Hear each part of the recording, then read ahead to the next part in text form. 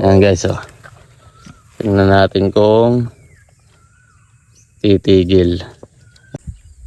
Yun. Yan mga boss, tayo po ay may isi-servicean na isang half breed na baboy.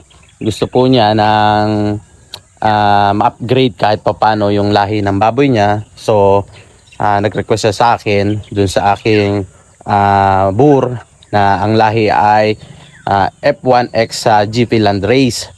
Yan. So ngayon guys, pupuntahan natin siya. Kahapon pinuntahan ko na. Hindi pa po siya totally talagang standing heat, tumatakbo pa. So ngayon, meron po tayong dala. Yan, ito po. Yan, isang bore odorant. Ito po ang gagamitin natin dun sa kanyang baboy ngayon upang ma-detect kung standing heat na. Babalikan po natin siya. Dala-dala po itong bore odorant. De-detect po natin siya kung siya po ay standing heat na using this product, bore odorant. Yan. Kung gusto nyo po guys na gantong bore odorant para ma-detect nyo kung landi na po ang inyong inahing baboy or inyong gilts, ito lang po ang inyong gamitin. Spray nyo lang po sa nguso ng baboy. Papakita ko po sa inyo mamaya kung paano ang paggamit using this bore odorant. Yan, kung gusto nyo po nito guys, nandyan lang po sa comment section ng link and click the yellow basket. Okay guys, puntahan na po natin yung nagpapaservice na half breed na baboy. Yan, pakita ko po sa inyo guys. Let's go. Ito na guys ang bore odorant at ito yung ating gagamitan. Ayan, namumula na yung kanyang ari. Ayan. Gamitin natin itong bore odorant. Ayan guys, oh. Tingnan natin kung titigil. Ayan, oh. Natutulala sa bore odorant. Tingnan natin. Tayo, tayo.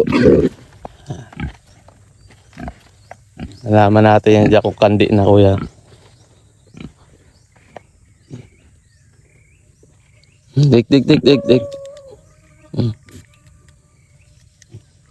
Ano? Anong amoy? Bango? Ha?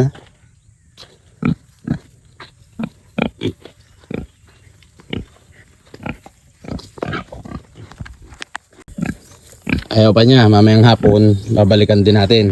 Baka mag-standing heat na to. At least napamoyan na natin ang ating bore odorant. Ayan. Ihina. Nag-standing heat na. Ayaw pa talaga kuya, mamayang hapon. Okay guys, second day na natin ng bore odorant dito sa pinalalandi natin baboy. Ito guys, ah. Tik. Dik. Tik.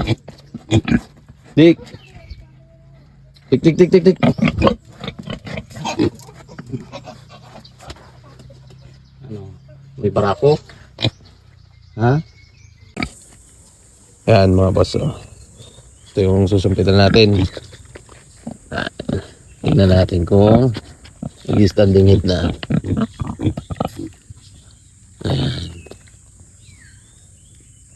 Ayan, mukhang natigil na.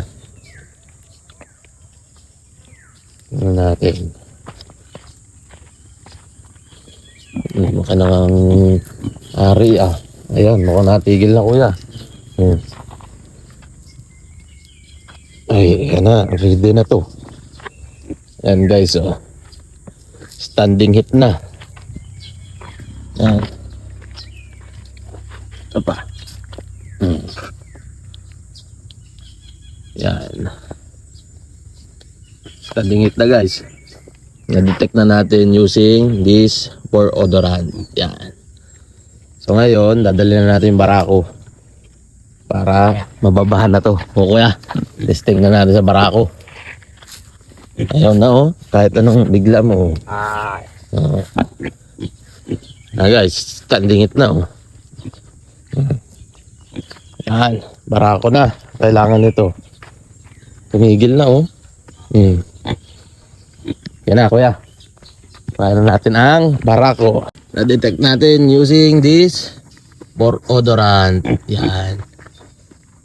After 3 days na paggamit ng bore odorant, ayan, hindi na siya guys. Standing heat na. Ayan mga boss, dali na after 3 days na pabalik-balik natin. using bore odorant. Ayan. Standing heat mga boss. So, yun. Ito yung baboy na half breed na napakakulit. 3 araw natin binabalik-balikan. Ngayon, standing heat na siya. Napakabisa guys nung bore odorant na ginagamit natin kasi hindi ka na maaabala pagka kung sakaling hindi pa standing heat ang baboy mo, hindi mo papabalik-balikin dalhin yung barako mo.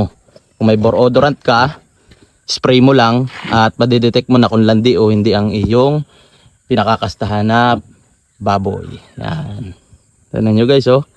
Tahimik na tahimik.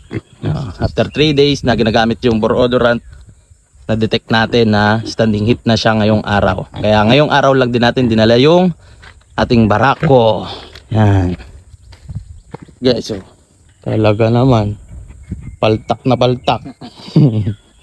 And guys, sa mga gusto pong mag-upgrade ng lahi ng baboy, tulad nito, semi-half breed, breeding, or native, yan. Pwede po ang ating alagang si Argus. Yan. Ang lahi po niyan ay F1X GP Landrace. Yan. Magandang lahi na po yan. Pwede po kayo dyan makakuha ng inahinin pag yan ay nakakasta sa inyong mga inahin. Tutulungan po kayo niya na may upgrade ang lahi ng inyong mga baboy. Yan. Contact lang kayo guys, huwag po kayo mahiyang mag-contact.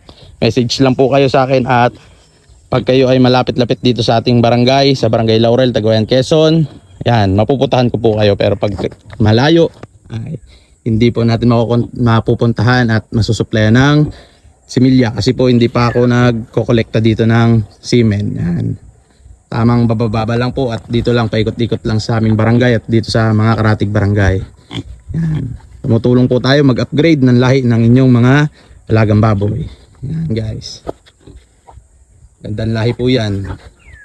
Ma-upgrade po ang lahi ng inyong mga baboy. Kung half-breed lang din naman po at native o breeding, yan, gusto nyo mag-upgrade ng lahi ng pang-inahinin, maraming anak, ito po ang inyong gagamiting barako. Yan.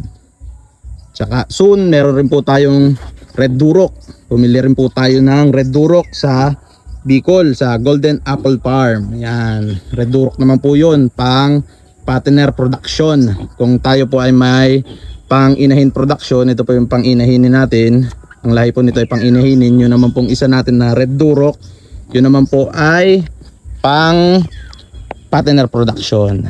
Okay, and guys, at kastang-kasta na po ang ating barako. Message lang po kayo, huwag po kayong mahiya guys pagka kayo po ay may mga katanungan or hindi nyo pa ma-detect ang inyong alagang baboy kung standing heat na or hindi pa. Message lang po kayo at kung kayo malapit pupuntahan ko po kayo. Ano? Okay guys. Okay ayos. Ayos. Oh, talaga naman. Okay guys, hanggang dito na lang. At hindi na natin istorbohin yung ating baboy. Bayaan na natin silang mag-loving.